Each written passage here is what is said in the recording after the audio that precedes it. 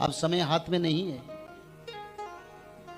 हिमाचल जैसे उत्तराखंड, हिमाचल, बिहार, उड़ीसा जल प्रलय में संपूर्ण नष्ट होगा। आगे देखेंगे, फिर समय बढ़ता जा रहा है। जो किनारे वाले समुद्र क्षेत्र है वो समुद्र सुनामी में नष्ट होगा। जो बड़े बड़े पहाड़ियां, जंगल है, भूकंप के प्रभाव से तबाही ये नष्ट हो जाएगा। बचेंगे भक्त, बचेंगे भक्त, और कोई नहीं बचेंगे। समय ऐसा ही है, ना हमारे हाथ में समय है, ना किसी ने, शास्त्रकारों ने आपको बताया। इसी कारण भागवत कथा में मैं भविष्य शास्त्र आप लोगों को जानकारी देता हूं, ताकि समय बड़ा करीब है। सब कुछ लिखा है शास्त्रों में। शास्त्र नहीं होते तो हम भगवान को भी नहीं पहचानते। शास्त्रों के कारण आज भगवान सनातन जो भी हम जानते हैं वो शास्त्रों से मिला। और एक शास्त्र उड़ीसा की जगन्नाथ संस्कृति में रचना हुआ जिसका नाम भविष्य मालिका शास्त्र। कई लाखों पुस्तक है, एक पुस्तक नहीं। उसका मूल तत्व है कल की अवतार, युग का अंत का समय, तृतीय विश्व युद्ध, रोग महामारी का संकट, पंचभूत का प्रलय के साथ युग का अंत होके नवयुग निर्माण होगा। तो इसीलिए चारों युग के भक्तों का एकत्रीकरण और राम नाम का प्रचार, भागवत जी का प्रचार के माध्यम में मनुष्य में परिवर्तन आएगा। तो जगन्नाथ क्षेत्र के कई संकेत मिल चुका है। जगन्नाथ क्षेत्र में कई संकेत मिल चुका है जो शास्त्रों में आज से 600 साल पहले रचना था।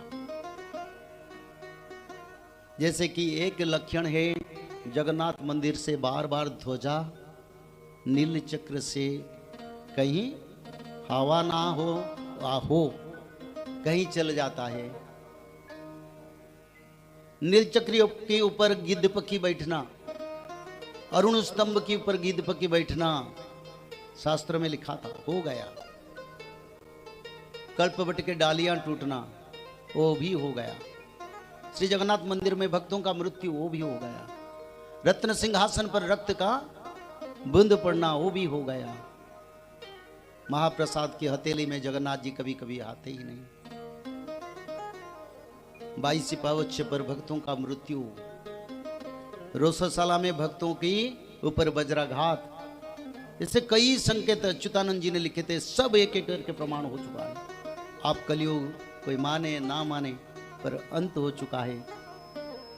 और ये भक्त लोगों के लिए बड़ा अमूल्य वाणी है, में मानेंगे। अभी भी समय है भारत में, अगर भारत के सभी लोग धर्म की ओर आ जाएंगे, सभी लोग वेद के नियम को पालन करेंगे, सभी लोग भागवत जी पढ़ेंगे, त्रिकाल संध्या करेंगे, शाकाहारी बन जाएंगे, तब जो विनाश आ रहा है भारत को रक्षा मिलेगा। अभी भी समय है, क्योंकि भगवान कभी नहीं यही चाहे कि मानव लोगों का कुछ अनिष्ट हो जाए। वो तो चाहते हैं मानवों का सुकून हो जाए, मानव का आनंद हो जाए। तो इसलिए मानव लोगों को उद्धार करने के लिए भगवान ने भविष्य पुराण का रचना कर दिया। बोले उसको पढ़ के सुन के मानव लोग बदल जाएंगे, तब धर्म की ओर आएंगे तो धर्म से उनका रक्षा हो जाएगा।